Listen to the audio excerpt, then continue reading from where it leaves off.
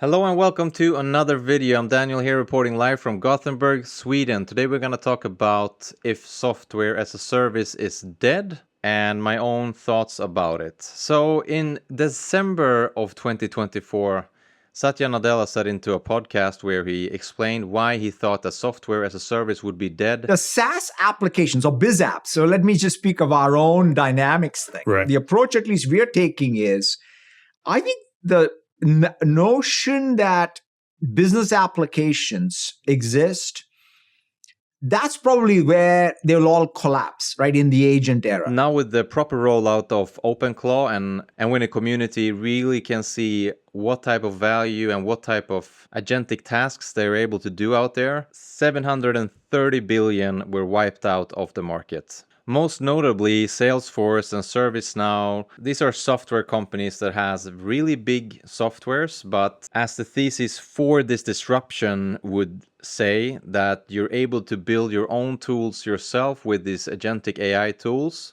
so you can just vibe code your own tool that you would need, where you elsewise would buy these softwares from these other big software companies. The argument that Satya lays out is the fact that software companies that only usually have like a semi-small software stack, the value from where you actually can make your money is going away from these software companies and being taken over elsewhere. And this argument that you can just program yourself through these licensing fees and don't need these other tools is very interesting, and one can wonder where the future value of this is, because Microsoft, to me, like, it feels very strange that you would see Microsoft's whole product suite being potentially eliminated by these agentic AI forces and being able to vibe code yourself, without Excel or something like that. I do not think that that will happen, but it's also very important, I guess, for all these software companies to really stay ahead and be on the cutting edge of all these AI tools in order for you to really capture the true value of the thing that is in the front line of these things. Because if you don't, you will be disrupted very, very, very fast, because it moves so quickly. Just look at what happened the last 2 years.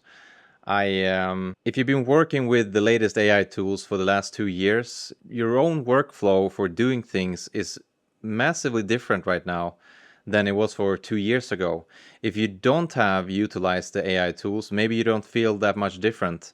But that is the thing. If you don't utilize these tools, you don't really feel the change. But if you're out there and really using all the tools, you can clearly feel the difference. So the interesting thing is not the fact that Salesforce will be out of relevancy. The most interesting thing is, where will the value grab be? So let's say in 5 years, Salesforce is still a very relevant tool, but that is not where the value is. That in turns makes it so that Salesforce can't take out good margins on their product because the value is somewhere else.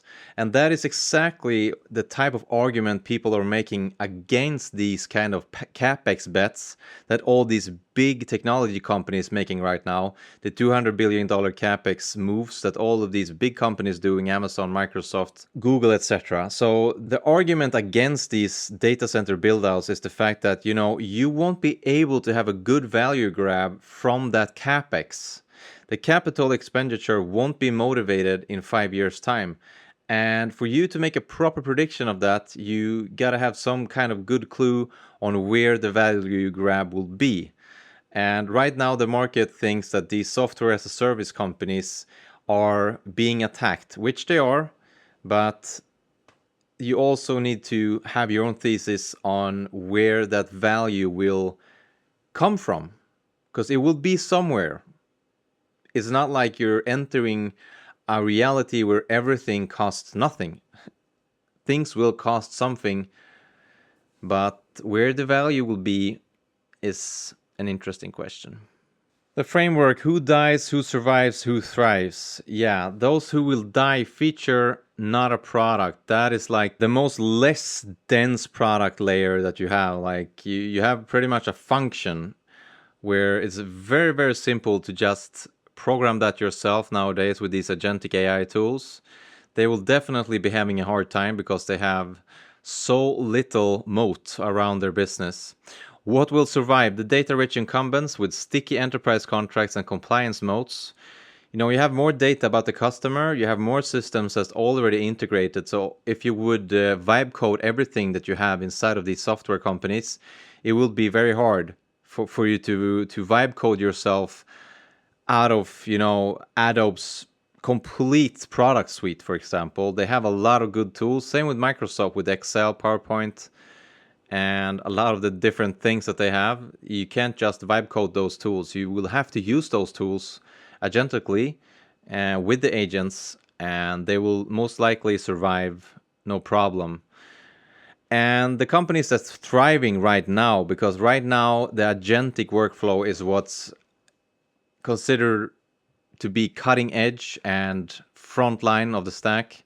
So right now, the companies that have agentic workflows as their main type of product are seen to be the most valuable right now, or the ones that are showing itself as being successfully agentic with their AI tools are the ones that is seen to be most valuable right now. But this all can change when agentic maybe is seen like a byproduct of something else that is very important at that point of time.